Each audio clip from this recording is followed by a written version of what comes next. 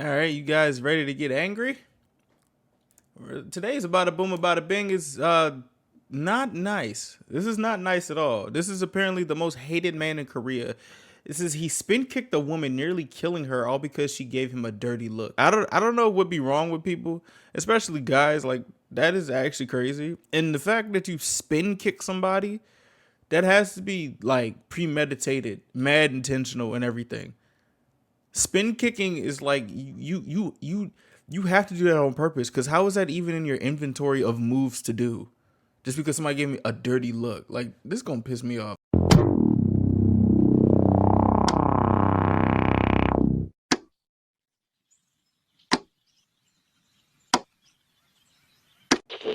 Bada bing, bada boo. Do you know what a 묻지마 crime is? No. So in South Korea, there's something called 묻지마 crimes. And the basic translation is don't ask questions. What? Like don't ask questions type of crime. And it was kind of weird when I was first researching this, because I'm like, okay, parents, I even asked my mom and dad, like, what does that even mean? Why do people call it a don't ask questions crime? And they said, you know, there's been a rise of crimes that are so random, so out of this world, that it doesn't make human logical sense. So it's almost this, don't ask me why they did it because nobody knows. Don't even ask the perpetrator why they did it because it's not going to be a logical answer. 묻지마 crimes. And these crimes are really, really outrageous. Today, we're going to be talking about two of the most recent ones that went viral in South Korea, and they are outrageous. One of them has CCTV footage that accompanies the case. So let's talk about May 22nd, 2022. 522. So basically a year ago. Okay. It's 5 in the morning in South Korea. A 26-year-old woman who is known as Minnie, she was on her way home. She's walking home. And I think every woman has made this walk back to their apartment when the sun isn't up. And you know the feeling. Your shoulders are tense. They're up to your ears. Your blood is pumping. There's adrenaline rushing. And your head is checking left and right nonstop. And as you get closer and closer to your apartment, you feel a sense of a relief, if you will. You're like, okay, almost there. Just a few more minutes. Thank God, right? And then you open that door to the apartment building. And some of that tension is released. Not all the tension, of course not. I mean, not all of it is released until you're home safe and the door is locked. But at least you're in this well-lit lobby. You're in front of the elevator. You've pushed for the elevator button. You're in front of CCTV cameras. You're in familiar surroundings. Your family is just a few floors up waiting for you to get home. Minnie presses the call button for the elevator. There is CCTV footage of this for those watching on YouTube or Spotify. I'm going to include most of it. Now, Minnie makes it to the elevators. She's on her phone and pressing the call button. When all of a sudden, a man in his 30s named Lee Hyun-woo comes up behind her. And you know when someone comes up behind you, you kind of turn to at least look at them just to be aware of your surroundings. Minnie doesn't even have time to do that. It all happens so fast. He rushes up behind her, swings his leg up in the air in what is often known as a roundhouse kick. Nigga, what? Why? Where you do like a semicircle with your leg and it's gaining momentum and you kick down and kicks her on the back of the head. And just looking at the CCTV footage, this is a built man. I mean, a man his size who seems to work out can probably kick someone with 1,000 to about 1,200 pounds of force on average. Oh my goodness gracious. Let me show you the video. Legs be strong as shit. Are we about to see this? Oh. Are we gonna watch it too? Oh shit, wait, hold on. Sorry. I'm gonna put myself here for a second. I'm Stephanie right now. Oh, hell no.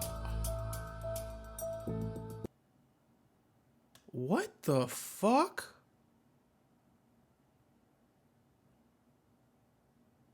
Yo. Huh? Oh, he needs to be shot. What the fuck is wrong with him? He comes back. So Minnie... Huh? That's so... What the... Fuck this guy. What the hell? Is kicked in the back of the head. She stumbles forward and the front of her head hits the building wall. Oh, no. So now she's slumped on the ground and quickly she's thinking of ways to protect herself from this random unknown attacker.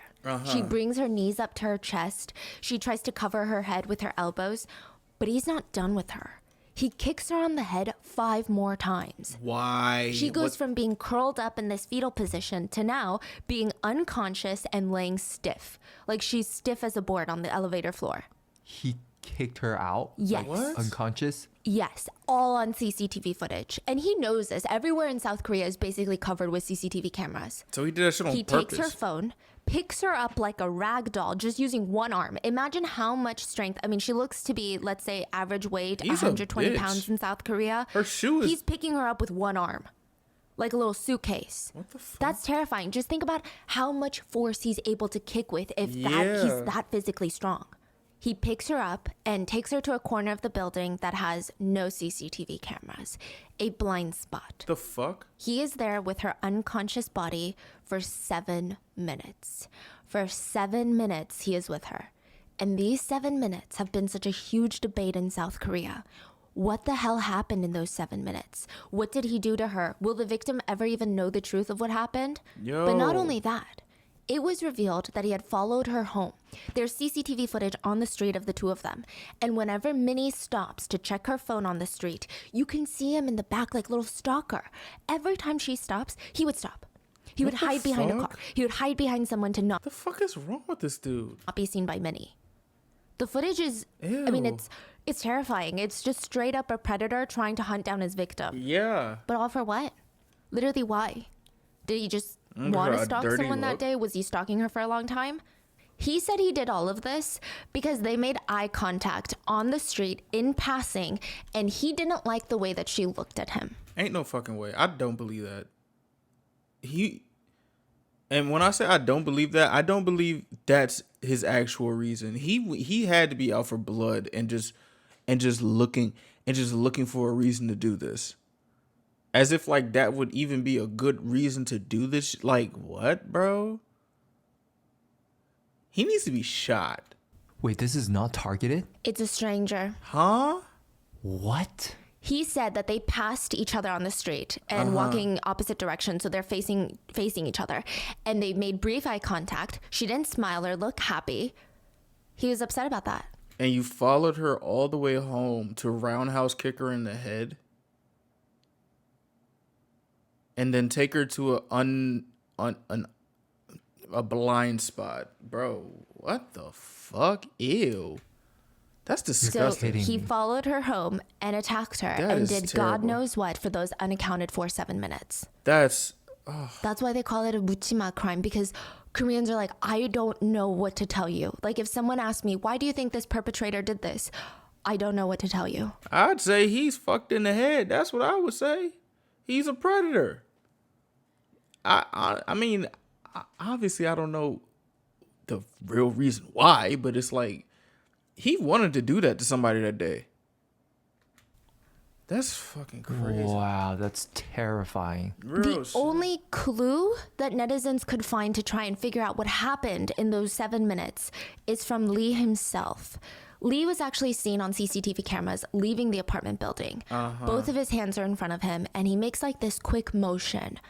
He's not facing camera, so it's hard to say what he's doing exactly. playing with his but pants. Netizens believe he was seen leaving the crime scene while zipping up his pants. He did nah, I saw that he was playing with his zipper, and then wiped his mouth or face or some shit. That's terrible. I feel so bad for that woman. Ew.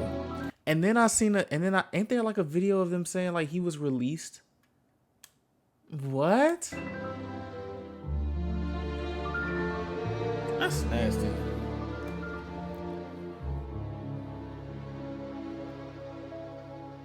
Oh my goodness. Ew. As always, full show notes are available at rottenmangopodcast.com. There's a lot going on in today's episode, so let's just get straight into it. But I do want to give a quick side note. This is not like a woman versus man case or conversation, nor is this a conversation about just South Korean men or South Korean crimes. Men are not safe from violence. They're not safe from gender-based violence either. I yeah. don't want to dismiss any of that. I think all forms of violence are bad. Shout out to you for admitting that, Stephanie. I didn't think you even had to do that. Not gonna lie. Yeah, that was very commendable of you. And I've been really lucky to have really amazing male viewers who have been nothing but respectful and passionate about helping women feel more safe and comfortable in this world. So hopefully we can keep it that way in the Please, comments. because what the fuck? But let's get started. Hey, never in my goodness of brains, as crazy as my brain is, I wouldn't think to turn this into a men versus women issue. This guy is fucked up. And a lot of men be crazy, bro. Like, what the hell? Ugh. At 5:21 a.m., a resident of the apartment building walks in, and instead of heading straight to the elevators, Also, it's 5 a.m. How are you this angry at 5 a.m? they go to the area where the resident mailboxes were kept. And they notice a woman on the floor. So imagine you're walking straight to the mailboxes. It's kind of, the woman on the floor is in their peripheral vision. And I think if you just take a quick pass by, like peripheral glance, it's not uncommon for people to be passed out in South Korea. What? I mean, even in apartment stairwells, there's kind of a huge drinking culture there. And it's the weekend. It's a pretty safe country. But even then, there were a few odd things that made the resident take a double take. Like, wait, what's going on? First of all, there was someone laying in front of the emergency stair entrance. That's weird. And usually you have a lot of men that are passed out, but women typically don't pass out in public. And most obvious, once they took a second glance, they noticed that her face was badly beaten. Ooh. Her shirt was lifted up, her pants were unzipped and unbuckled, and it was stated in reports that it was unbuckled to the point where pubic hair was exposed. Oh my god.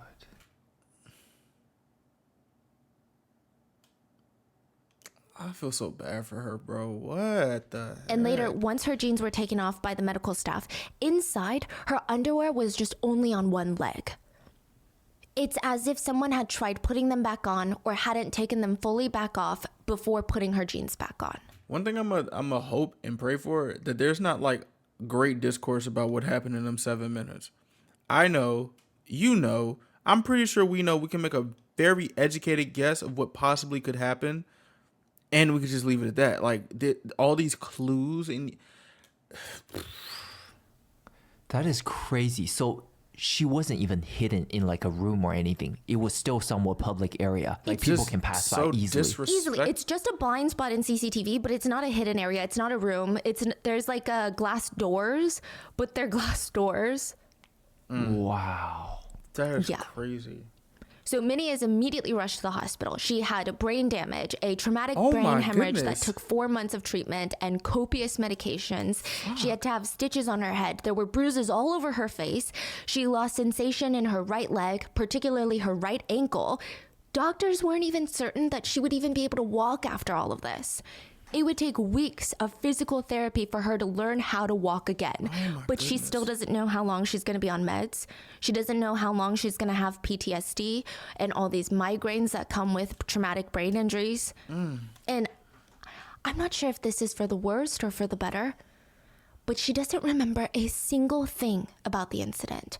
Not the kick, not the person behind her in the elevator, not a single thing.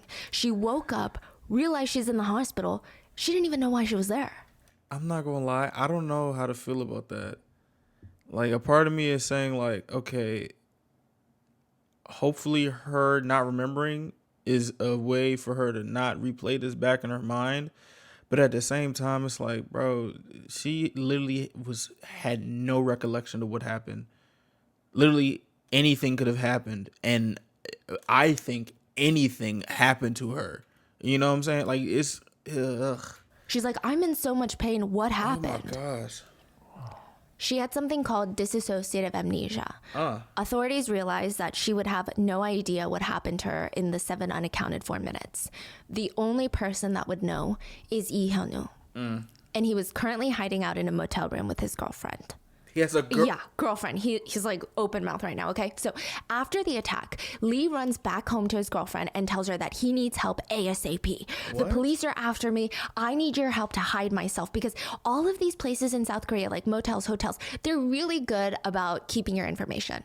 How do you think you gonna do that shit to a woman and then go back to your girlfriend and think she's actually gonna help you with this shit? You have to be there has to be something wrong with you. You cannot check in without a bunch of information needed. So he's like, you need to help me. You need to get me a motel room. I'm not sure if he told her the extent of his crimes. I doubt it. I don't think he did. But either way, she helps him book a room at a local motel. And the whole time, he's like one eye out the curtain, peeping out the window, glancing left and right, just so anxious. See, so he has an idea of the consequences that's Right. coming. Oh, yeah. But in that moment, he did something so blatant. Yes. That's so terrifying, right? So he knows the consequences, but he still did it in that moment. And this don't even seem like a crime of passion because you literally followed her home. You had so much time to be like, hey, maybe I shouldn't do this. Maybe this is not the best. Maybe this is not. Maybe I should calm the fuck down. Like what? Moment. Yeah. And I think he knew the consequences, but I don't think he cared that much. He ain't give a fuck. And I'll tell you why. So the girlfriend felt like something was off. Lee really isn't the type to be stressed out about the police looking for him. That's the type of person he is. He was practically a career criminal. He was in his 30s, but he had 18 previous criminal charges. Even before he had become a legal adult, he had been in trouble with the law. In 2007, he was arrested at just 15 years old for being the leader of a youth gang. What? So they would go around committing robberies, assaults, and if anyone messed with them, their specialty was to kick them in the face, literally. So I don't know how much the girlfriend knew about his criminal past, but there were some elaborate crimes. When Lee was just 21 years old, he somehow came into contact with someone who was trafficked into sex work. So she's a minor. What? And he either convinced her or threatened her to give up some of her clients. So Lee would take her phone, ask the clients, he would pretend to be her, ask the clients to meet up at random motels. And when they showed up, he would burst into the room pretending to be her older brother and scream, "She's a minor, I'm gonna call the police." And for good measure, he would kick them in their faces. He would demand money. So he's a PDF hunter, but vigilante. Okay. Otherwise, he would kill them or call the cops. What? And they would typically cough up money. I'm not sure how many times he did this and was able to get away with it, but eventually he was caught and he was arrested. Even right now, in this motel room, hiding from the police, Lee had just gotten out. I was gonna say she moved her hair back. I was gonna say, wait, what just happened? Out of prison not too long ago. He tried to get a job. He was like, you know what, this time I'm going to change things because this guy has been in and out of prison his whole life. He's like, this time I'm going to get a job. I'm going to do things the right way. So he becomes a bouncer at a club. Now, just think about the bouncers at clubs and bars that you've seen and think about their physical stature. Swole as He's built. shit. He's a big guy. Now, he gets fired promptly from this club because he just kept trying to take drunk girls home. Oh my gosh. He would use his authority as a bouncer. Cause he is a scumbag. He is the baggiest of scumbags, cuz. And he would try to take advantage of them. And he would do this very blatantly in front of everyone, in front of the managers, the bosses, the bartenders, other club goers. Like he felt no fear. He wasn't hiding it. So whatever he did now to make him this nervous, this angsty, to the point where he couldn't even sit still in this motel room, whatever he did, it must have been really freaking bad. So Lee asked to borrow his girlfriend's phone, and later she would find out that he would be looking up these keywords: attempted murder, Busan. Oh hell That's no. the city. Attempted murder, bleed to death. Assaults nearby. Oh. Assault leads to death. Random 묻지마 crimes in the area. Huh? Lee was arrested 3 days later on May 25th. When he was brought in by investigators, he essentially played games with them. Okay, I'm just gonna be real with you. Just his cocky attitude about all of this was so infuriating to netizens. He bluntly stated, "Yeah, I attacked her. Honestly, I was super drunk and I attacked her because we passed by each other. She gave me this dirty look.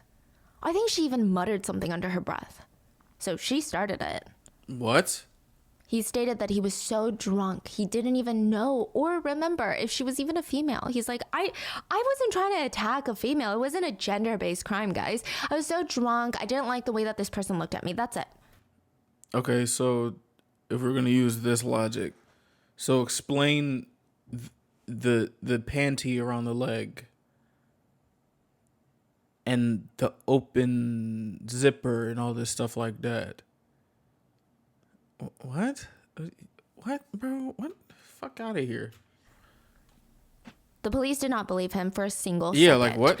They found CCTV footage of him following her home for at least 10 minutes, and he's hiding. He's stopping every time that she stops. He's keeping his distance. Does that sound like someone who was so drunk he couldn't even tell that she was a woman? No, it sounds like an animal. The police also don't believe his whole drunk excuse. I mean, they think that he was trying to be smart. In Korea, there is a clause in the law that states if the perpetrator is not in their right mind and is not consciously committing a crime, that could kind of factor into how harsh or how big of a sentence that they get. The police don't buy it. He's acting as if he was so drunk that night he was out of his mind. But even in the CCTV footage inside the apartment building, remember how he picks her up like a rag doll? Yeah. Well, one of her shoes fell off. Yeah. Then her purse falls. And he goes and he keeps bending down to pick them up, indicating he doesn't want anyone to know of his crime or look for her while he's off doing God knows what for 7 minutes. Right. So they asked him a few questions about his crime, and he just gave such ridiculous answers to the whole thing. They asked what he did once he dragged her to the back entrance, away from CCTV cameras. And he said, well, I was just lightly tapping her for 7 minutes trying to get her to wake up. Fucking liar. And going back to his drunk excuse, it's presumed the police showed him footage of, him hiding while stalking her all the way to the apartment. And he stated that he was so drunk, the reason that he stopped and just hid behind these cars wasn't because he was following anyone. It was because he kept wanting to throw up. And, out of courtesy to the general public. Shit, I want to throw up too, you fucking nasty bitch. He didn't want to do it in the middle of the street. And this part is wild, but the police just kind of took his word for it. What? I mean, let's be real. Anyone with any sort of sense can tell that everything about this case screams SA being the main motivation. Yeah. He followed her because he wanted to do something very bad to her. He kicked her unconscious because he wanted to take advantage of her body. All the police need to do is even consider how the victim was found at the crime scene, how he had dragged her away with all of her clothes on properly. Then he took her where there are no cameras, and suddenly her pants are found unbuckled, unzipped, her underwear had been taken off and was just on one leg now. Consider the facts, and you could easily charge him with SA on top of attempted murder. But the police stated, without the victim's testimony or an eyewitness or CCTV camera footage, it would be nearly impossible to charge him with SA. Especially since he was denying that he could ever essay anyone. How? Why? What do you mean you could never do it? Is there a medical reason you could never do it? And he said, no, I can never do that because I have a girlfriend. What? Oh yeah, because you were just like a morally upstanding person. What the fuck? He literally said that. That's fucking nasty. Side note, bro. the hospital stated that they didn't get any DNA from the victim's body because they were so busy trying to save her life. Wow, come on. Damn. But they did have her jeans and her underwear, which were tested very carelessly. So it's going to be tested again. But the very first time that they tested her jeans and underwear, it was like the worst job I'd ever seen. So they tested for DNA only on the elastic rubber band part of the underwear. So, like the top part that helps it stay put? That's what they tested. They didn't check inside or the whole underwear. They also said since he picked her up, his DNA was bound to be all over the jeans. So they only initially tested the button and buckle of the jeans for his fingerprints. His fingerprints were not on there. And because of that, they said that they weren't going to charge him with SA because they had no proof. This is annoying. This is insane to me. This is mad annoying. I'm not even gonna lie. Even the victim, Minnie, stated that she had been bleeding from the rectum for about a month after the assault.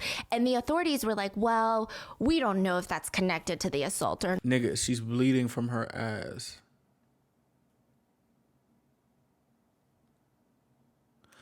I can't. We not even 30 minutes in this video, and these people are just being so incompetent. She's bleeding from her ass. How else would that even how else would that even happen? Just a random act or not. What? I feel like as a middle schooler, I could have put 2 and 2 together. Like as an elementary school student, it's like, okay, A plus B equals C. What are you talking about? Minnie said that she felt so helpless. The prosecutors were hoping to get 20 years in prison for Lee, which honestly feels weak considering his lengthy criminal record and his lack of remorse. So he's getting charged the first time with attempted murder. Now, the problem is that's not really that good of a charge. Attempted murder, they're looking for 20 years. Because she's not really dead, is kind of, I guess, how they see it. That's crazy to me. Like, you tried to kill someone. Yeah. Why does it matter if you failed or didn't succeed? What the fuck? That's wild. I think it should be charged just like murder, right? But attempted murder is about 20 years. And on top of that, he's using this, I was so drunk, it was this impulsive thing as an excuse. That was his motive. Whereas if his motive was SA, it's a much harsher charge that he's looking at and probably a much larger sentencing. And the court couldn't prove that his motive is SA. Yeah. So with the attempted murder charge, he's saying, I was so out of my mind. I was so drunk. I wasn't thinking clearly. I was intoxicated. With SA, it's like, this is so premeditated. You followed her for the sole purpose of trying to do something to her. Exactly. And then you did this for the sole purpose of doing something to her. Exactly. So it's a lot more sinister, but they're like, we don't have proof that there was any SA. What the fuck? That's So the first trial came and went. He didn't even get 20 years. The judge sentenced him to 12 years. 12. Why? He wrote a, quote, apologetic letter to the court system. Minnie didn't even know about this letter. She found out online that he submitted a letter, and she said, I wondered who he was apologizing to. Yeah, like what? I haven't gotten an apology yet. I haven't forgiven him yet. Who is he apologizing to? What the fuck? And the fact that the judge took that into consideration for a more lenient sentence is just beyond the world. I mean, netizens were so baffled by this. That's nasty. Meanwhile, Minnie can't sleep more than 2 hours a night. She takes a handful of sleeping pills every night. She can't go outside on the street without having so much anxiety. She said it feels like she's drowning. She hasn't known a day of peace since the attack. Everywhere she goes, even at home, she's constantly looking over her shoulder, literally, because this happened behind her. She always feels like there's someone there, someone watching her. I don't know how she's ever going to have a normal life again. Since the incident, she lost 20 pounds.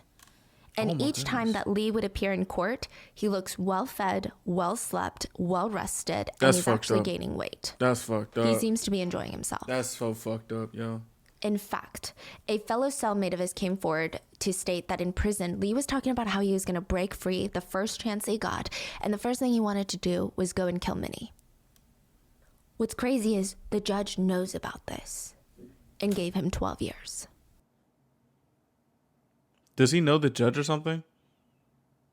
Like, why he's literally disrespecting the law and the court and stuff like that. And you still... What is going on here? And while all this is happening to Minnie, his identity was actually protected by the Korean law. So why? Mainstream media, they could not, his face was blurred everywhere. They couldn't say his name. They were calling him like Mr. A. So South Korea has really intense privacy laws, which are great in some aspects, but not so much in this case. So I understand why they would protect victims' identities, and I totally get that. And I think it's very interesting and cool that they do that. But for perpetrators, what is the point? Yeah. Yeah, especially someone like that is a danger to society. That's what they're saying. So Korea is saying, okay, if it's like a petty theft and you don't want to ruin this person's life, we get it. But if you're talking about attempted murder charges, that's not a petty crime. things that people don't really, I mean, maybe you learn and grow, but the general public still should be made aware. Bro, he's hunting down women in the street. That is a public safety hazard. What the fuck? What it like? Of this person. And if there's potential SA involved, yeah, women out there should know who are you protecting. Exactly. And when he gets out in 12 years, he's going to be 42 years old. You think that he's just going to suddenly be like, you know what? I'm going to go and be a law-abiding citizen and not attack women. Hell no. That doesn't make sense. Even the court stated that when he was tested for psychopathy, it's like the psychopath test. He received a high score of 27 out of 40. They also stated that he tested positive for high risk of reoffending. What the fuck? Yet, they're protecting his identity from what? And the only reason that we know his identity now is because of a YouTuber. Oh, shit. Yeah. So there is a very famous, well-known Korean YouTuber. This is his channel. He worked with the victim, Caracula, Minnie, who is anonymous. That's not her real name. Oh, and she was telling him about all of her pain. Not and this nigga. with her permission, because she knows who this man is, he released all of the information about this guy, his height, his weight, his name, even his blood type, which is everything that Minnie knew. And he is facing criminal charges potentially because of this. Yeah. The fuck? Yeah. And there was a whole discussion of like, should this be allowed? Should citizens and victims be allowed to release the perpetrators' names? Yes, if they're a threat to society, this is literally protecting your citizens. Like, what? Yeah, it's the whole thing. So anyway, Minnie said, the victim keeps questioning everything. Victims will never forget what happened to them. It makes you feel like your entire existence has been wiped away. So why should the victims feel so small when the perpetrator seems to be able to retain their dignity? Exactly. To make matters worse, on top of all of this, former friends and acquaintances of Lee came forward to state that Lee has always been like this with women. One former friend said that Lee would lurk around in playgrounds at night, and he would wait for women to pass by on their way home. So Lock this nigga up forever. What the fuck? What? there's like in Korea, there's a lot of playgrounds under apartment buildings for all the kids to play at. And he would know where all the blind spots on the outside CCTV cameras were. He would walk up behind women and kick them in the back of the knee so they would fall. Sometimes he would do other things to them, allegedly, and sometimes he just wanted to kick them for the act of degrading, hurting, and having power over a woman. Why? That's why I'm saying, like, he must done this like in the past, right? This is not his first time. Definitely. So how many victims in the past that's nobody ever talked about until this case? And how many of them don't even remember what happened? Because he worked as a bouncer at a club. How many of them maybe did he drug, allegedly? Or how many of them has gone to the police and they didn't do anything about it? They're like, well, you don't remember. How is it Yeah. a crime? Yeah, we can't find him. And then it's Go still to the protecting his identity. They're like, wait, what if he gets out and wants to change his life? We got to give him a chance. No. He's had like 19 chances. Yeah, like, no. What the fuck? Lee's former girlfriend said he always fantasized her about having non-consensual activities in the bedroom. He got off on the idea of coercing women to Hey, this guy shouldn't be free. Like what are we doing here? He should not be free. Like, you're getting like chance after chance after chance info about this guy. Nothing says anything good. I don't know anything good about him. Nothing good. Nothing. do things that he knew that they clearly didn't want to do. What the fuck? But the Ew. most damaging information that came out was a former coworker of Lee's said that he had some terrifying conversations with him. Lee would always brag about how he knew how to get away with SA.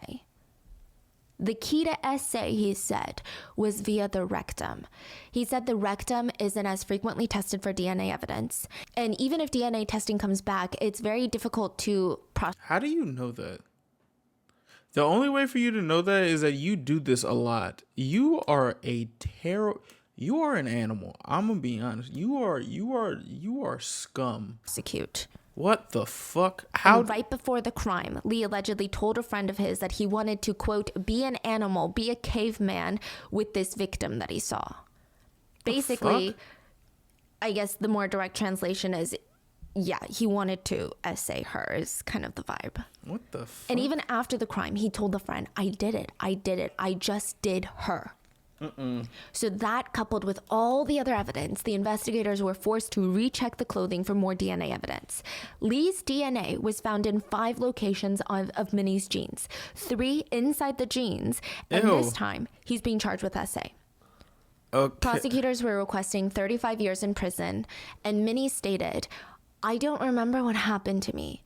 I don't have any memory of the incident. So how was I supposed to know if or how I was assaulted? I mean, who wants to admit that they're a victim of sexual assault? Her doctor testified in court that Minnie had general anal tearing in multiple Oh my directions. goodness. Minnie said that she wonders if all of this would have just been better if she died. Because now she lives in constant fear every single day. So finally, May 31st, 2023, the judge sentenced him to 20 years in prison, which is 8 more years, but really not enough. I don't know why he didn't get 35 years. Yeah, like He's still only going to be, 51 years old when he gets out? His criminal identity, his personal information will be made public for at least 10 years after his release. He will be restricted from working with children for 10 years after his release, but after that, I mean, it's 10 free game, I years. guess, for What the him. fuck? And honestly, it's just not good enough. Lee appealed his sentence, saying it was way too harsh. He said, considering I was drunk, I believe the appropriate time that I should be in prison is 3 Dog, years. you're like bragging about this essay. Why would we care if you're drunk or not? go to jail. Go under the jail. What? Instead of 20 years. He said 3 years. What? What's up with this? What's wrong with him? Consider I was drunk. Like, Yeah. what?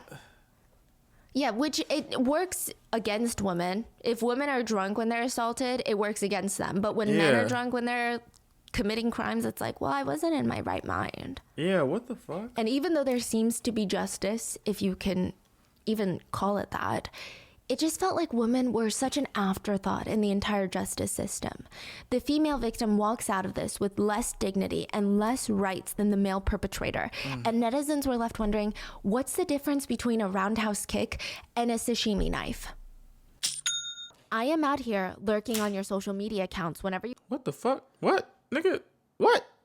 Okay, let me explain. This is all gonna make sense. But we're gonna talk about the sashimi knife murders in South Korea because they're What? somewhat connected to this case. Okay. And they're both 묻지마 crimes. Okay. So the first killing took place in Gangnam, which is like the Beverly Hills of Seoul, and it took place in a public restroom.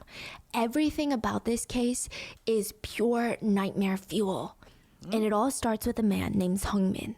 Seungmin was 26 years old, and he had just been diagnosed with schizophrenia. Oh, no. Now, I just want to put a quick disclaimer out there. Schizophrenia does not make someone evil. There are tons of people with schizophrenia that would never hurt anyone else. If we went by that logic, then not having schizophrenia would also make you evil because there have been so many cases of people without any mental health diagnosis that have committed atrocious crimes, Okay. like Lee. So I will say that. And I will say, though, that I do think that all mental illnesses, they do take a toll on people's lives. And I imagine schizophrenia is one that is especially hard to live with. I really admire those people that diligently try their best to take care of themselves and the people around them. And it's not easy. So I get that. But Seungmin's mom tried her absolute best to help her son. She took him to a psychologist in 2008. And she didn't really know what it was. There was just something a bit different about her son. She said that he seemed to have beliefs that just weren't aligned or grounded in reality. And when he talked, it felt like he wasn't able to filter his thoughts. It was almost like as a thought would come into his mind, he would blurt it out, and it was just this disorganized, jumbled up mess coming out. So she takes him to the hospital. Okay. The psychologist told Seungmin's mom that his schizophrenia was actually one of the worst cases that he had ever seen in his whole career. Shit. Okay. Seungmin was at the point where he was so far removed from reality that he couldn't mentally take care of himself. Self-care was not even a thought that it came to his mind. And I'm not just talking about skincare or exercise. Seungmin needed full-time care. He needed someone to prepare his meals, to remind him to shower, to clean the house. Oh, shit. But the doctor said, don't lose hope. Like most people with schizophrenia, Seungmin might improve drastically if we can develop a strict routine that he sticks to. You know, the human, like, experience is fucking crazy. Like, the amount of things that exist and can happen is insane. It's insane. We need to make sure that we get him on meds and he does everything that he's supposed to be doing. Have him take these meds, stick to a routine. It's not going to be easy, but we should be progressing. We should be okay. Seungmin's mom is doing everything she can. Everything the doctor tells her to do, she's Shout out trying to to do mom. it. I mean, she tried everything short of holding him down and force feeding him medication. He just refused to listen to her. He didn't take any of her advice. His mental condition was worsening. And in 2011, he was hospitalized for 6 months. And this would just kind of set the pattern of his life. He would ignore his mom, get worse and worse until he's hospitalized for about 6 months. It was like a reset button. Then he would get out and the whole process would happen all over again. I mean, I sympathize with him because it must have been really hard for him and also his family. Right. In 2013, he was hospitalized again. Then in 2016. Now, at this point, when he's released from the hospital in 2016, he's 34 years old. When he's discharged, the doctors recommended that he live with full-time care. His parents are like, well, we can't really afford that. And also, no one's going to genuinely care for our son as much as we do. So we are going to be his full-time care. Everything fell apart when Seungmin and his dad gets into this huge fight.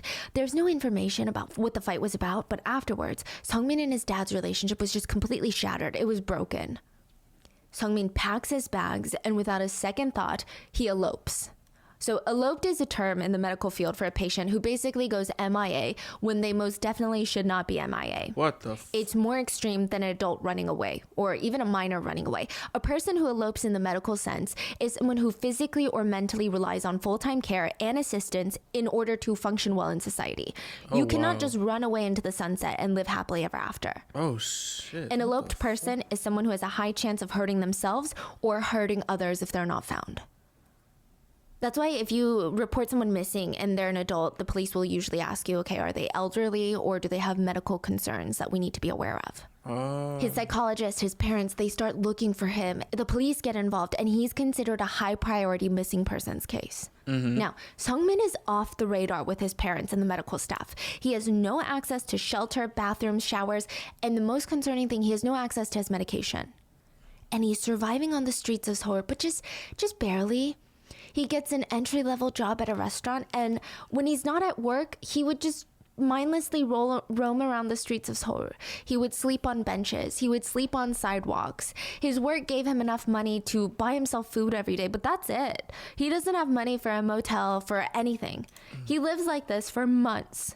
He has no home to shower in, no bed to sleep in, no clothes to change into. He didn't even bring things when he ran away. I mean, I feel a little bit of compassion for this guy because this situation it seems horrible, but the reality is he had a loving and supportive home that he could always return to. Most people in his shoes don't even have that. His parents are hopelessly looking for him. The situation got so bad that Sungmin's delusions led him to believe that he didn't actually have schizophrenia. Everyone was trying to convince him that he did, but for whatever ulterior motive that they had, but he himself knew that he did not have it. His mind had convinced himself that he didn't have any sort of mental illness. He was perfectly healthy, and maybe his parents were out to get him, were out to control him. He didn't need the support of his parents or even his doctor. He was content with his life, and he was better off without them. His coworkers at the restaurant, on the other hand, were not so content. At this point, Sungmin had not showered since he left his home in January. It is now May. His lack of personal hygiene would lead to what is now dubbed the hygiene incident. The hygiene incident? The hygiene incident happened May 7th, 2016. So about 6 months, right? And yes, the coworkers had noticed. For months now, they had noticed. They had whispered about it to one another. They talked to their friends and families outside of work. And slowly, as the weather got hotter and hotter, they couldn't take it anymore. They had to work in this small space with him, and every time they passed by him, they would hold their breaths, trying to avoid breathing in. Sometimes I feel so bad. They would accidentally rush to put their hands in front of their mouths, and it's not the nicest thing to do, but it just felt like instinct. Like it just kind of slammed you're up. You're at a restaurant, come on. Yeah. And maybe the meaner ones would crinkle their noses and side-eye him a bit, but overall, everyone tried to handle it maturely. They talked to each other about it, and eventually they talked to the managers about it. May 5th, the manager pulls Sungmin aside and said, "Hey, I didn't want to have to say this, okay? But your personal hygiene habits are negatively affecting the workplace. You've worn the same outfit every single shift, and if I'm going to be honest with you, the customers are even starting to notice the odor. I'm going to have to ask you to stick to the dress code for your next shift, which means you're going to have to shower, you're going to have to change your clothes." We don't know how Sungmin reacted to this. He finished the shift, left work, then came back 2 days later for his next shift in the same exact outfit. He hadn't showered, he hadn't changed, he hadn't even washed his hands. The manager felt bad, but he couldn't risk losing customers over this. So he told Sungmin, "I'm sorry, but Sungmin, I'm going to have to move you to the back of the house. I cannot have you interacting with customers like this." Back of the house is restaurant speak for the kitchen or any space that's employees only. His manager is honestly a lot kinder to Sungmin than his coworkers wanted him to be. But I think the manager was feeling a lot of sympathy for him. He probably knew that this job was the only thing filling Sungmin's stomach, and he didn't want to fire the guy. So he just put him in a position that was further away from the customers. His coworkers aren't too happy. Now it's an even smaller, more confined space in the back and like the heat of the cooking. And I'm not sure they felt comfortable serving food made by someone who hadn't showered in so long. But they stopped complaining to the manager. I mean, what more could they do, right? And I just want to make it very clear. No one, No one complained to Sungmin about his hygiene. The manager was the only one that talked to him about it, and he was very delicate. He was very soft about it. Nobody was rude to him. None of his coworkers were like, oh God, you stink, what's wrong with you? Or, ew, go take a shower. They were never aggressive. They were never rude. I think the whole thing was handled to the best of everyone's ability. I think so too. The manager nicely stated, hey, these are the rules, please follow them. And when he didn't, he was moved to the back of the house, so to speak. He wasn't even fired. But Sungmin did not appreciate this. Oh my goodness. He took it as a demotion. I don't know if there was a pay demotion involved or in his mind he felt like it was a demotion. Either way, Sungmin was so hurt about all of this and he blamed it all on his female coworkers. He believed that his female coworkers had bad-mouthed him behind his back to the manager, and that was the real reason for his demotion. It wasn't his not showering. It wasn't his personal hygiene. No, that was just the excuse the manager was making. The female colleagues probably made up some crazy lies about him. Look, I don't know why he blamed his female coworkers specifically, but he wholeheartedly believed that these women were the cause of his demotion, and therefore they were ruining his life. He thought about this nonstop for an entire week. He would work himself up when he thought about these random female coworkers who made it their life mission to make his existence harder. It's like he wanted to feel angry. I just want to how does that even happen? Like, I don't know nothing about that, so I'm just like very, very confused. Like, what the fuck? He wanted to feel like someone was out to get him. He couldn't get this out of his mind. And then, on May 15th, something else happened. Sungmin was walking down the street when he stopped and noticed something was on his shoe. A woman had walked by and flicked her cigarette butt at him. Oh, hell no. The story might not even be true, but according to Sungmin, in his mind, she did it on purpose to either A, make his day worse, or maybe she wanted to light him on fire even. In reality, if this did really happen, she probably flicked it on the ground and it just happened to land on or near his shoe. Okay. She might not have even noticed it landed there. Yeah, like I cannot imagine how accurate you have to be to Flick it at someone. on the shoe. Yeah. Right? It's not something you can easily do. And I feel like if you were to flick it at someone, there would be other things accompanying, like harsh words or some sort of look or glare, like a fight me type of action versus just like let me run. Yeah. So this guy was at his boiling point. He felt like his female coworkers were conspiring to get him fired. The woman on the street was trying to light him on fire, burn him alive. And after this cigarette butt incident, he said it's like he started waking up to how much women were out to get him. I think that's what... So he said he started noticing everything, that all the women in this world were doing to make him miserable. What? Sometimes they would just ignore his existence, which felt rude. You know, they wouldn't move out of the way when he's walking directly in their line of sight, which like, okay, if you think about it, he's walking directly in their line of sight. Why should they move, right? Well, but even ruder, all the women that would deliberately walk slow to make him late for work. He said the women would get together in groups in front of him on the sidewalk and walk so slowly, and they would talk and giggle and take pictures and step by step be crawling down the sidewalk. What? And they knew that he was standing behind them and that he was running late for work, and they did this on purpose to make him late for work. They were conspiring with the female coworkers at work to get him fired. That's not all. He had woken up to just how cruel women were. He said women would bump into his shoulder on purpose on this whole metro, the train. They would beat him down on the shoulder is how he described it. Every single day they would beat him on the shoulder. In reality, if you've ever been to Seoul and if you've ever taken the train, the metro is really full, especially during rush hour. And these women are probably not trying to touch anyone, if I'm going to be honest with you. No one wants to make skin-to-skin contact on the metro. Right. So they're being pushed and shoved themselves, and they're not trying to beat anyone down.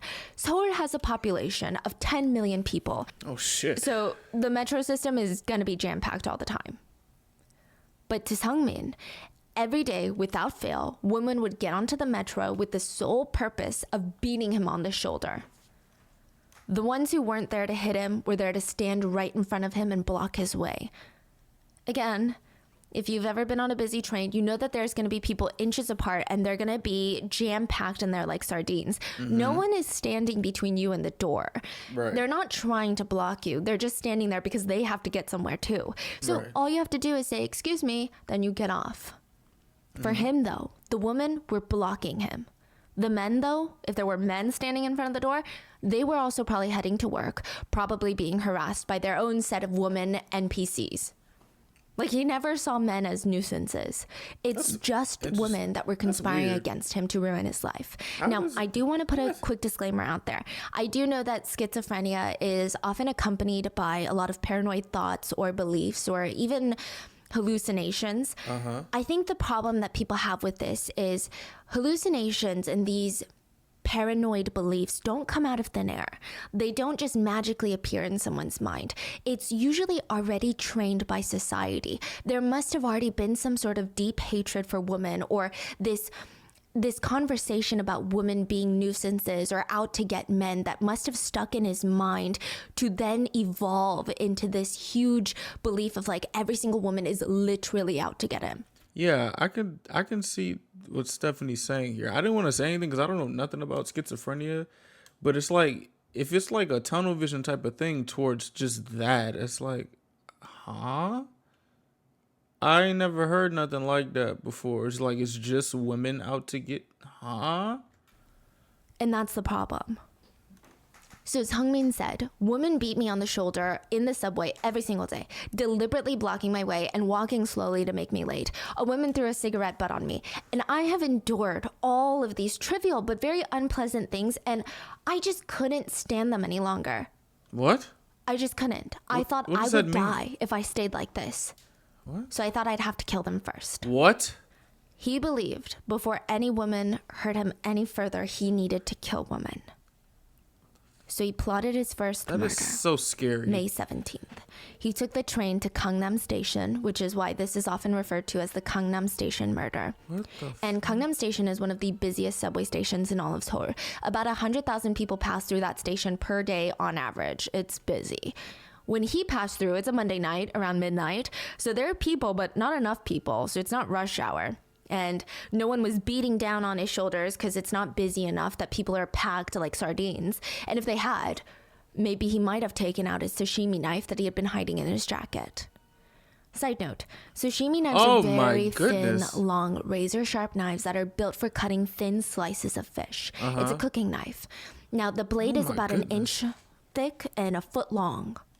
For reference, the average woman is maybe 6 to 10 inches. How did you get that? In the torso. I'm talking like front to back direct line, not waist measurement. So if a foot long blade is stabbed into you, it is long enough to go through the front of your torso and out the back. Oh my There will be an goodness. entrance and an exit wound. Oh my, bro, what in the fuck, dude? Keep this in mind. Sungmin starts taking exit 10 out of the station because there weren't enough people around to kill anyone in Gangnam Station. He walks up the stairs and it's midnight, it's crisp, and he's already kind of laid out a plan. He just knew that his victim needed to be a woman, What the fuck? and the time would be now, and the murder weapon would be the sashimi knife. He just needed to find the right location. So he gets up to the street level and he starts looking around, and he's looking at any open businesses, and he saw this bar. So he's like, okay, this is perfect. He entered the bar at around 11:40 p.m. And just like outside, there were a good amount of people in it, but it wasn't overcrowded. He walked in unnoticed, took a look around. Good. More than enough women here. More than enough potential victims. Most of them had glasses in their hands too, which meant, okay. He looked around for the bathroom. They would have to use the restroom, right? If they're drinking a lot. That would be perfect. So the bar has 2 floors. The first floor is the designated bar area where the patrons order and drink drinks and they can stay there like a regular bar that you imagine. Then the second floor is like a noraebang situation, karaoke bar. In Korea, karaoke bars are a little bit different. So it's not like a Western bar where it's just one big room and you go up on stage and sing in front of strangers. It's a bunch of mini rooms with a bunch of people behind it. And it's like a private room for you and your friends. It's nice, right? Right. So he chooses the restroom in between. There's like he chooses a restroom. I don't want to overcomplicate it, but there's like a stairwell, and both levels are going to be using this restroom. and it was a unisex restroom. Oh, jeez. And it's not a single unit, so it's not a family restroom. It actually has 2 stalls, and it's unisex. Okay. So he didn't go into the men's or the women's. He just went in there. When Seungmin arrived, the bathroom was empty. He went into the one of the 2 stalls, and he waited there. He had his ear pressed up against the wall, and he had his sashimi knife in one hand. What the fuck? And he heard footsteps on the stairs not too long after. They were loud, they were heavy, and Seungmin was pretty sure that they belonged to a man. This would be a no-go.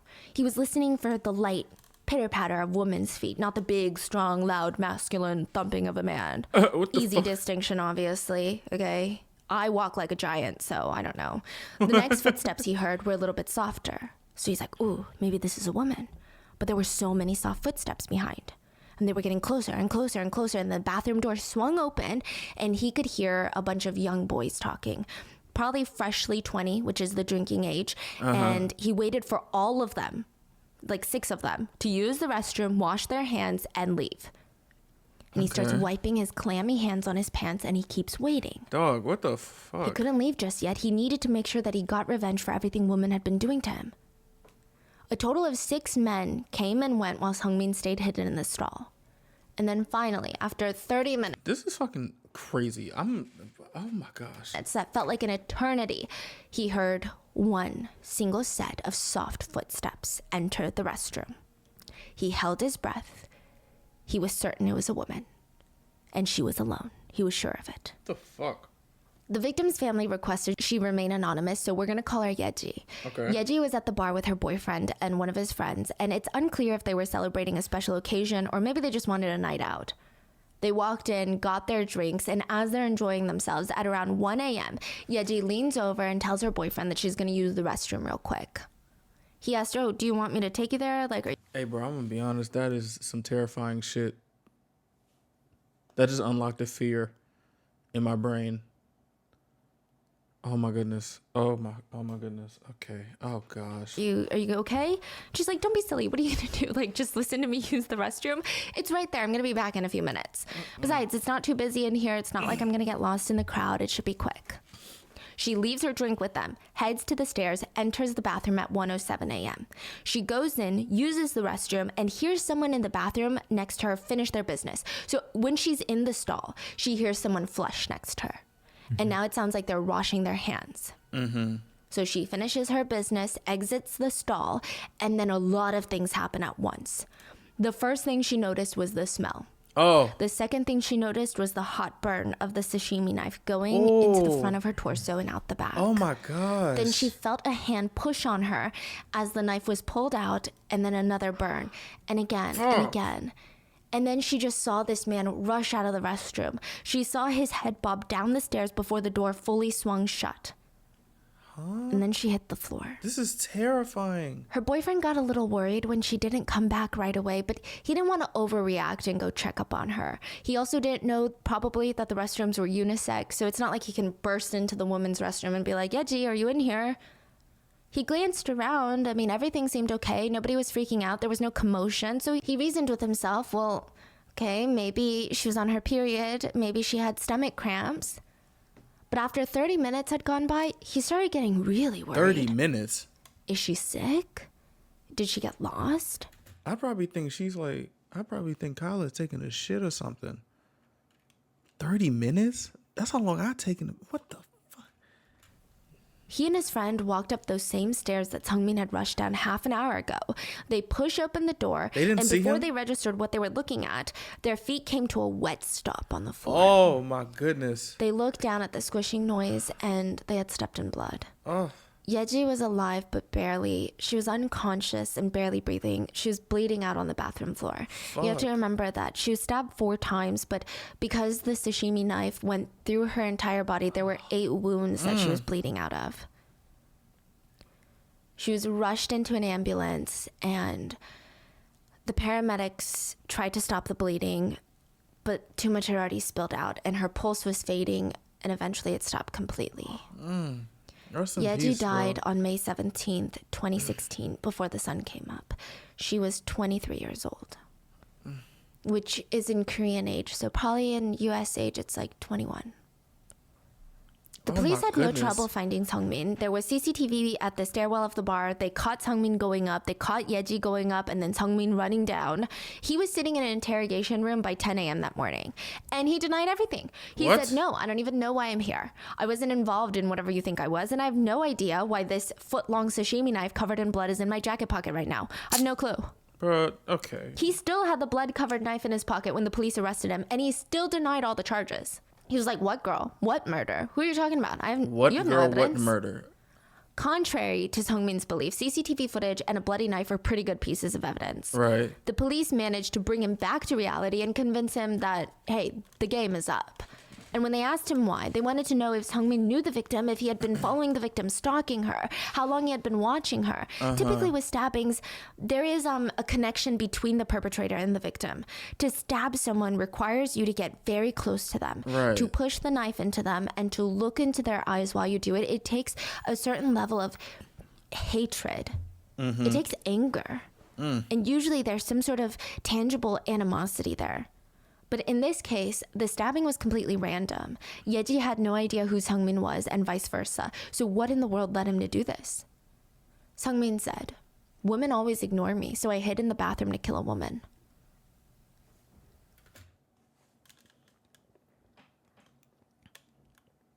I don't know what to say. I'm gonna be honest with you. With the whole, I guess what's it called? Not premonition, just the schizophrenia thing. It's like, yo, but still, like, that's terrifying. Okay, it's giving incel, it's giving Elliot Rodgers, and the police thought so too. Seungmin could already see the accusations forming in their heads, and they probably thought that this was some misogynistic incel that got rejected, hated all the women, and Seungmin wanted to make it very clear that's not who he was. He said, I have no vendetta against ordinary women. I'm not a misogynist. You know, there were times in my life where I was very popular with women, and there were women that liked me. The crime was due to the actual damage that women have done to me. And by actual damage, he's talking about the fact that women were walking slowly in front of him on purpose. The ones that beat him on the shoulder in the metro, the one that flicked the cigarette butt at him. He's saying this is actual damage. And then you find a random woman, and kill her in the bathroom. He said people who just hate on women randomly on the internet are childish, and he's nothing like them. He said that he has real life beef with women in general. I'm not an incel, but I can imagine what the guys that hate on women actually, like, their reasoning as to why they hate on women. Probably one of those reasons is one of the reasons why you have the notion, like, they get ignored by women and stuff like that. That could be one of the things. And he's not a raging misogynist. Well, He's he's saying, raging. I wouldn't have hated women if they hadn't done all this to me. When Seungmin was in the interrogation room, it was pretty obvious that something deeper was going on. I mean, the police could literally smell it. His lack of personal hygiene suggested that he struggled with a severe mental illness and or was without a home, which was interesting because according to their police files, his mother was alive and well and avidly searching for her son. So She they did call not in his find mom, this nigga at all. and she's the one to tell them about the whole situation, about his mental health, him not taking his meds, refusing treatment. But still, a schizophrenia diagnosis is no excuse for murder. Right. They brought in 5 different behavior profiles to examine him, and they came back with a schizophrenia diagnosis. The police already knew that, but the psychologist said that he was deep in his delusions that day. They said he firmly believes in these vague feelings and thoughts that he has been victimized by women. And in his way of speaking, it's very certain that he believes that women are doing this to him on purpose. He committed a crime with deliberate actions without directly relating a motive to the crime to the victim. It's a characteristic of motiveless crime that the plan is not systematic compared to the purpose, such as he had no plan to escape the next day. He had no plan to get rid of the sashimi knife or the murder weapon. In other words, they argued that he was heavily under the influence of his delusions and the crime was nothing personal against Yeji. They stated that the crime lacked motive because he didn't plan anything other than the actual crime. He didn't try to get away with it. Right. So the police chalked it up to his schizophrenia and they called it a day. They didn't even acknowledge. And I What do think you what mean called netizens it a wanted, day? I don't think they wanted to go and persecute everyone with schizophrenia that did something because, you know, the law is very particular about how you can plead insanity, right? Right. But they just wanted. Netizens just wanted acknowledgement. It wasn't even about putting Seungmin in jail. People just wanted to admit the reason that he even had these delusions to begin with is because society has this narrative about women. Right. Like, delusions don't come out of thin air. Uh-huh. There must be some sort of internal bias already established by the environment, by society, by how people talk about women online, in shows, in movies, that made him feel like women are after him. Okay. But police didn't even acknowledge that. What? At the end of the day, they said, this has nothing to do with anything. It's just his schizophrenia. That is a terrifying thing to hear from somebody, but okay, what? So what happened to him? So Nothing? we're going to get to the trial in a second, yeah. But they were Okay. like, this has nothing to do with anything. It's just schizophrenia. They said there is a need to distinguish between hate crimes and crimes driven by mental illness. The latest case falls in the latter category. Okay, maybe that would make sense if it weren't for the fact that Seungmin exclusively and explicitly mentioned women as the cause of his Yeah. suffering. He also let 6 men enter and leave the restroom before he attacked Yeji. There were men that came in alone before her, but he attacked the first alone woman. The police can't just ignore Seungmin's explicit statement that he committed the crime because women ignored him. When netizens pointed it out, the police responded, "We can't simply conclude something based on a statement that was made by a man with such a severe mental illness." I'm not gonna lie to you, bro. Like I'm trying to be as as careful as possible. He's still a danger to women, like your average woman too. If he's able to do some shit like this, like, what about the possible women that could be in danger? Like, huh? Okay, I think the case was already going to get a lot of attention regardless, but the police really helped make it front page news because think of the logic. They blame his actions on his mental illness. Right. And when he told them that he did it because he doesn't like women, they didn't believe him because of his mental illness. Yeah, like The police categorize this as a random 묻지마 crime, meaning that the perpetrator and the victim have no connections. Korean netizens were so upset at the classifications because they said, you know, these 묻지마 crimes, they're not really random if it's always women or the Exactly. victim. This is not random then. yeah, It's just violence against women. right. Yes, Are that's what. men sitting there reading about these 묻지마 crimes going, oh, I'm so scared now? No, it's women sitting at home going, I'm so scared because that could be me.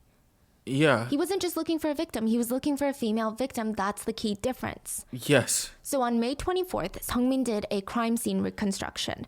These are pretty rare to see in the West, but in Korea, it's more or less common for the police to bring in the perpetrator to the scene of the crime and replay what they did.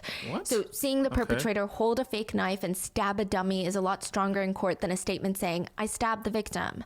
So it's good for the prosecutors. Before they all get to the bar, Seungmin pauses at the exit 10 of Gangnam Station. He turns to the reporters and says, I'm calm now. I don't have any personal grudge or feelings against the victim, and I'm sorry that she had to be sacrificed. He used the word Hey, yo, this terminology, there's meanings to that. What the fuck do you mean sacrifice? What are you talking about? sacrificed, like she had to atone for a sin. What the fuck? The police were still adamant that this was a crime resulting from his schizophrenia and not his hatred for women. Netizens were baffled, especially after hearing that, because would it be unrealistic to assume that his crime was influenced by both his unchecked mental illness and his hatred for women? Like, it doesn't have to be either or.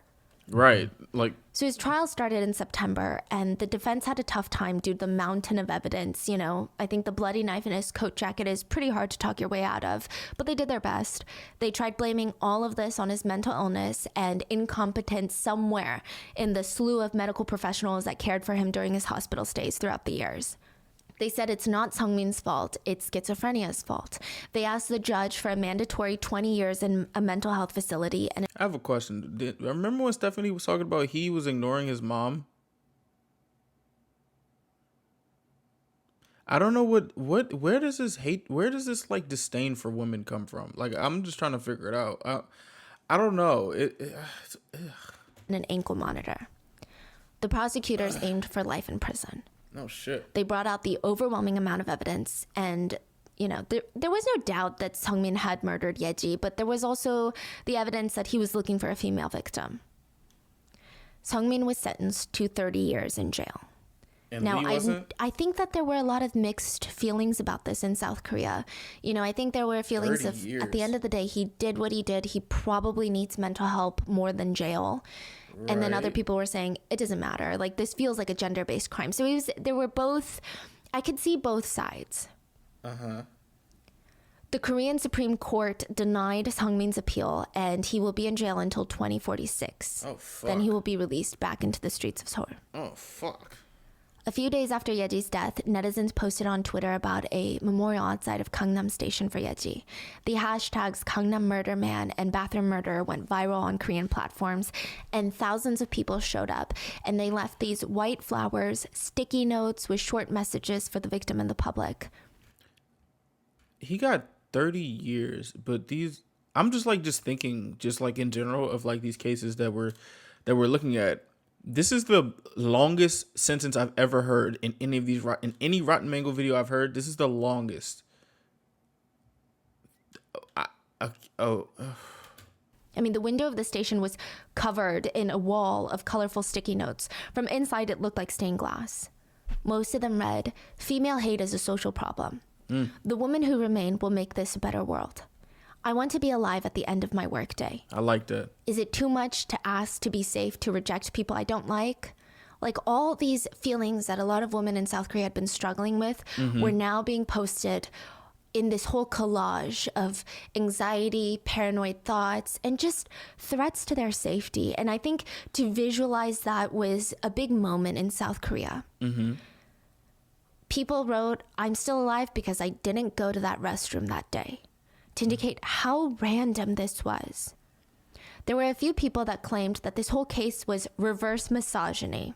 Yeah, so people thought that women were making a big deal out of something that wasn't femicide and trying to cast a bad shadow on men. No, it's not. No, it's not. What is...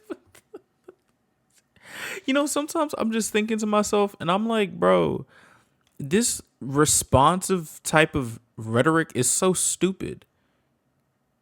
How in the fuck is this? Women are literally scared of dying and being assaulted, bro. Like, what? I don't understand. I really don't. There were people that came out and posted messages amongst all of these messages that said women with victim mentality are overexpanding this case. One thing that I'm just like thinking, like, do y'all know that like a response like this would reinforce the feelings of what you're responding to? Like, you're trying to diminish what is being said by having an oppression Olympics in a comment section. Like, do people know this? Or am I just thinking too deeply into it? Like, if someone wants to be heard on something and they're expressing that, and you're trying to diminish that and try to flip it to you being the victim, like, I don't know. Maybe I'm stupid. I don't know. I don't know. Don't use this to fuel your political agendas. Cause members of Ilbi Storehouse, an alt-right internet forum, posted about how they were going to wear masks and show up at the memorial to express their power. The police heard about this, sent dozens of police officers out to the station to control the scene if something happened. In the end, only one member showed up, and the protesters tried to rip off his mask. They said, "If you're not a member of Ilbi, take it off with dignity." Netizens said, "Yes, it's tragic that sometimes victims are men, and we all know that men aren't monsters as a whole. But the point is, women can't be sure which men are monsters and who aren't until they're dead on the bathroom floor." Yeah. So it's not really about you, okay? Yeah. Like, that's what's terrifying about being a woman. And side note, I gotta tell you about Ilbi Storehouse because they were recently in drama like a week ago. So Ilbi Storehouse it's pretty famous in Korea. It's like the incel community of South Korea. Oh my goodness. It's a website that has contributed nothing but a solid net negative into the world. Members of the community are often self-described as anti-feminist, anti-immigrant, and anti-LGBTQ, and just like anti-everything. Oh, it's just a okay. Self-proclaimed Damn, this is just a trash bin of. Oh my gosh. shit humans, if you will. I don't know why they're so proud of it. Oh no. There's a scary amount of them roaming around anonymously. And at the website's peak, they had about 700,000 daily users. And South Korea has like a population of 40 million. That's So a lot that's a of people. good chunk. That's a lot of people. Wow. Yeah. What the I mean, I think you can already imagine what kind of posts are on there. Your typical incel forum. They Yeah. also are avid fans of 몰카, which is illegal cameras that film women in bathrooms. But hopefully the next story gives you a better picture of these people. Have you listened to our episode on the Sewol ferry disaster? Yeah. It was a huge incident in South Korea where hundreds of students from Tanwon High School passed away on a ferry. There was political corruption, corporate greed, billionaires involved. It is considered one of the most tragic incidents in South Korea's modern history. Ilbi made fun of the victims the entire time on their forum. They even mocked the parents for, quote, using their child's death to get paid by the government. You motherfuckers are disgusting. I don't know if you remember this detail. When the parents held a hunger strike to get answers from the government, do you remember the detail where people showed up and started eating in front of them? That's them? That was organized and done by hell EB no. Storehouse. Those were EB members. Bro, why would you do this? They thought it would be hilarious to eat in front of the grieving parents. Nigga, that's just Over not 100 funny. EB users showed up That's not to eat funny. in front of the victims' parents. That's not fucking funny. What? In regards Ew. to this Sewol tragedy, EB went viral again in 2015 because there was a post titled, "I have eaten my friends" on EB. An EB user, clearly in his 20s, we know this because he was arrested after, so no longer a high school student, somehow got his hands on a Tanwon High School uniform. Whether he bought it, purchased it off a student, I don't know. The school that was impacted by Sewol. He posted a picture of half of his face, the uniform, and he was eating fish cakes. And he wrote, "The fish cakes were made from fish that fed off the lost bodies of the two students that..." Why would you even, I don't, what the fuck? The families haven't been able to locate since the disaster. So technically, I'm eating my friends. That's so fucked up. Wow. I am. People at- are At a disgusting. loss for words. Why are you Oh, you're gonna die when I tell you the next part of what they just did a week ago. Bro, it just gets worse and worse. So thankfully, this user was arrested for contempt and defamation by the South Korean courts, which I will say, I know that we talk a lot about South Korean cases because I'm Korean and I am genuinely interested on everything that's going on over there. South Korea does have some pretty good defamation laws. So he was arrested. I think in America, you wouldn't be arrested for this. You would just be canceled socially, but he was arrested. And if you're thinking, okay, well, 2015, that's still 8 years ago. We've made some progress since then, right? Still can't be going on. Just a week ago, a popular South Korean gaming company did one of the stupidest, most toxic things I've ever seen from a huge company in a really long time. So the story starts early July. This video has everything. Project Moon, part of Limbus, announced their summer game event. And one of the main characters in the game was a female lead. She Right. looks like every game character ever, like bright orange hair that's perfect and flowy regardless of who she's killing or fighting in the game. Okay. Her figure is like the most insane hourglass shape that is literally unattainable in real life, but whatever, it's just a game, right? A group of men in South Korea didn't like it. They took one look at this game and started foaming at the mouth in anger. Like they were smashing their fists on their keyboard, joining internet forums, going crazy. Why? The main lead of the game was wearing a skin-tight wetsuit. They said, "Why is she not in a bikini?" It sounds like I'm making this up. It sounds like this is something that happened a million years ago, like a troll event, right? What the fuck is going on, bro? This is crazy. Right? But no, welcome to 2023. the They started hell? gathering on these forums claiming that the game developers must have hired a bunch of females to make this game. Why else would the female lead be so covered up? She's never covered up. The female lead is always in a bikini. This is nasty. Y'all need some jobs. So why this summer event is she covered up? It must be a bunch of women that designed this game. So she's supposed to be wearing a bikini. She's not sexy enough. What? They started writing the most heinous reviews on this game, accusing radical feminism to be What? the downfall of this company and the gaming industry as a whole. What are you talking They about? started a witch hunt to track down the designer of this specific character, and they discovered the designer, dun dun dun, was a male designer. Well, then story over, right? Radical feminism over, right? A man designed this character. No. They argued he must have felt pressured to dress this character conservatively by his female coworkers. Bro, you incel niggas are annoying as shit. Like, this is like, bro, like, oh my goodness gracious. I'm getting a headache listening to this bullshit. Oh my god. Side note, the character is wearing a skin-tight wetsuit that shows off literally every curve. Like, I hardly call that conservative. Again, are we seeing the problem here? They must find a woman at the root of this so-called problem. Yeah. They start cyber stalking every single employee that they could find online that had worked on this game. They went through each of their social media accounts, and one of the female employees had a tweet that she reposted from her personal account 5 years ago. And the tweet supported the cause to stop 몰래 camera, illegal spy cams in South Korea. The use of illegally placed spy cams in hotel restrooms, hotel rooms, motels, that were targeting women. She retweeted the initiative to stop this already illegal act. It's already illegal. It's not like she's trying to make it illegal. Right. She was fired from Limbus Company after this quote came to light, as if this is like a controversial tweet. What? This is a week ago, 2023.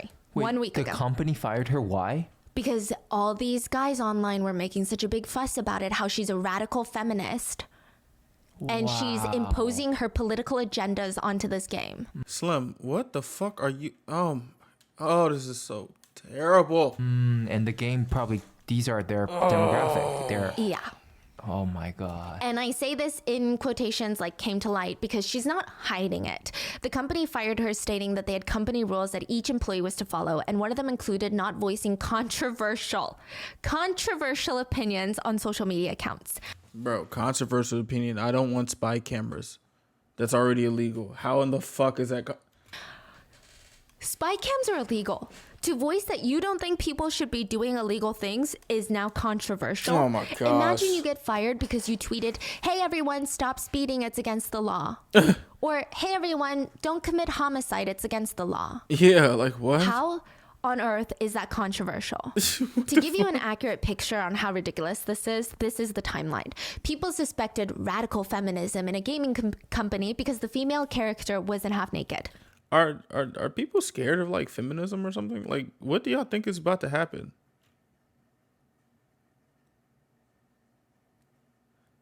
Like, is this the same type of scared that white people are when black folks have like the right to vote or some shit? Like, what do y'all think is going to happen? Like, this is, what the fuck? People wish to hunt down the supposed feminist female designer behind this deplorable character. Oh shit, it's a male designer. Oh shit, it's okay, fine, he gets a pass. Wait, there's another person that worked on this game? Oh my gosh. And she's a woman? Let's dig through her social media, find a post from 5 years ago that showed that she doesn't like illegal filming, ask for her to be fired since it goes against their ideologies, and she actually gets fired. What the fuck? This is a week ago, This not is like weird. 2001. This is Not fucking. that would make it better, but this is a week ago. This is weird. Netizens flipped out. I would say that the group of primarily men that conducted this witch hunt do not represent most men in South Korea because, I mean, most men were so infuriated they were taking to social media to voice their concerns. They posted, "Oh, okay, so I guess it's safe to assume that the company supports illegal filming. Great. I will note that from now on." Like, They what? posted things like, "Incels really be at war every day." Yeah. They posted, "They're such an embarrassment to our country and to men." Others posted, "I hope that all foreigners find out that someone was fired over retweeting a tweet about being against illegal filming." This is crazy. This is insane. This is It fucking was bad. insane. And like, that was a really long side note, but I gosh. feel like that just represents who Irby Storehouse is as a group. That's fucking. Now, nutty. back to the story. Netizens felt upset at the authorities for Yeji's case. They felt like officers in the court were entirely ignoring the role gender-based violence had to play in this case. They chalked it up to mental illness and left it at that. Not only does that further stigmatize people with schizophrenia and mental illnesses, it ignores the deeply misogynistic culture that continues to allow all these thoughts to thrive. Protesters organized marches holding signs that said, "She died because she was a woman." Yeji's death sparked a lot of Rest in peace to conversation about Yeji. gender-based violence in Korea. A sociology professor summed everything up pretty nicely, and he said, the fact that a reaction to this murder is viewed as an overreaction from women means that gender awareness education has not been properly conducted in this country. Korean society as a whole is male-centered, and it's no longer an individual problem, but a social problem. Yeah. Public hate speech and crimes against foreigners, women, and minorities should be punished through legislation. It should be enforced through education as a serious crime. And for a while, it seemed like South Korea was taking the necessary steps to make the nation safer for women. Until 2022. Oh my freaking goodness. Everyone gathered at Gangnam Station and filled the windows with more post-it notes. It had been 6 years since Yeji's murder. People were protesting outside with signs that read, "For women, everywhere is Gangnam Station." On the 6th anniversary of Yeji's murder, has anything changed? Why did they gather again? Because another victim was murdered in a subway station bathroom around the 6-year anniversary of Yeji's murder.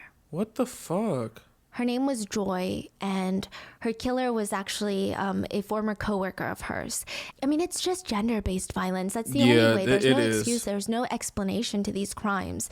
Joy had met this coworker, let's call him Jay, and Jay was so obsessed with her, but not even in a way that made sense. He would just stare at her, follow her around. He never tried to get to know her. He just wanted her to be his. He got her phone number. He would call her 300 times a day, leaving threatening voicemails that he would kill her if she didn't go out with him, how she was his, belonged to him, all of these things. He found out where she lived. He would roam around her apartment building. He would threaten to end his own life if she didn't go on a date with him. Bro, I'm gonna be honest with you, bro. If we're doing like some gender-based stuff, I've experienced the shit under the stick when it comes to dealing with women. But at the same time, I'm not gonna be on no type of timing like that, and especially be this reactive, this disgustingly reactive to the things that are happening to girls, cause. Like this, or to women. This is fucking crazy. Like this is crazy. This is disgusting. Like, yo. I mean, she was so fed up. Eventually, she told him harshly, because at first she was saying, I have a boyfriend. And then eventually she said, I don't want to date you. Please, just leave me alone. He wouldn't leave her alone.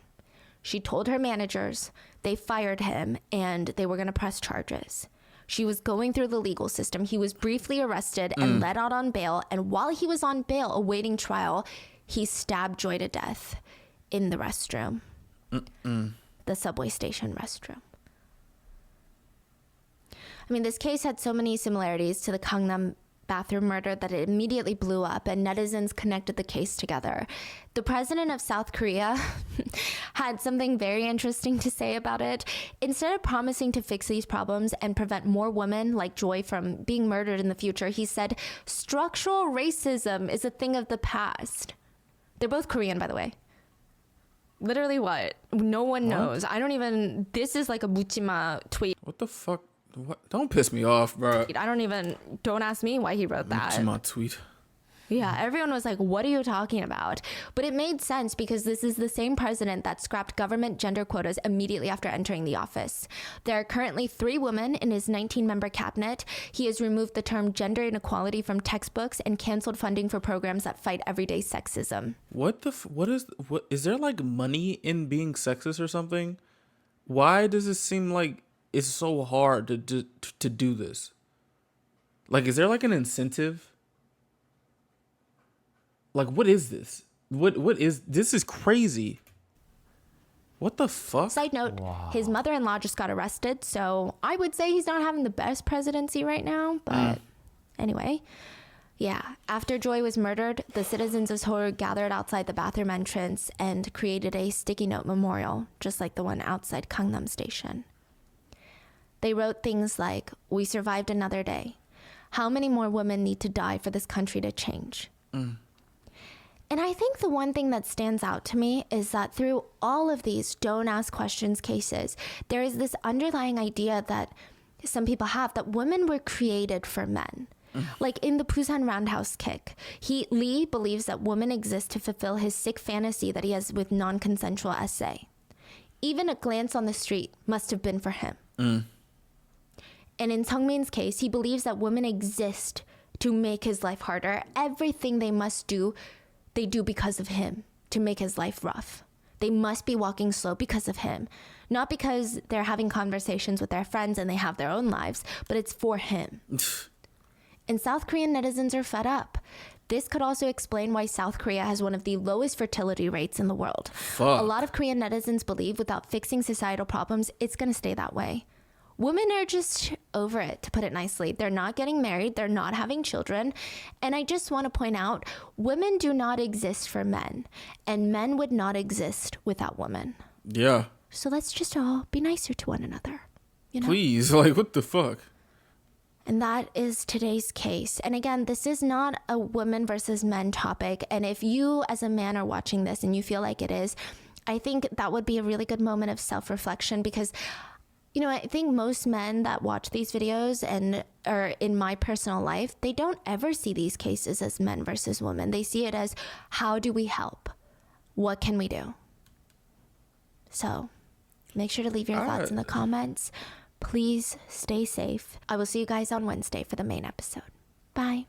Honestly don't, like, to be honest, I feel like you shouted me out, Stephanie. I appreciate that. But I'm gonna be honest, bro. Is there like some incentive to like hating women or something? Because I've never seen something seem as if it was a lucrative thing to not even want to even think to change this shit. This is disgusting, bro. Like, I don't understand it. And I feel bad that I don't understand it because something needs to change. It's gonna come to a day where like a bunch of women are gonna start firing at these niggas and attacking them. You know what I'm saying? Like, this is, I feel so bad, bro. I just feel bad. Like, what the fuck? And to all my ladies who are watching this, please stay as safe as possible. Please. I'm begging you, because this is crazy. This is fucking insane. I'm my mind is boggled. It's boggled, yo. But what do you guys think? I mean, I probably know what you guys are going to say, but it's just like, the fuck? Niggas ain't shit, bro. What the fuck? Ew.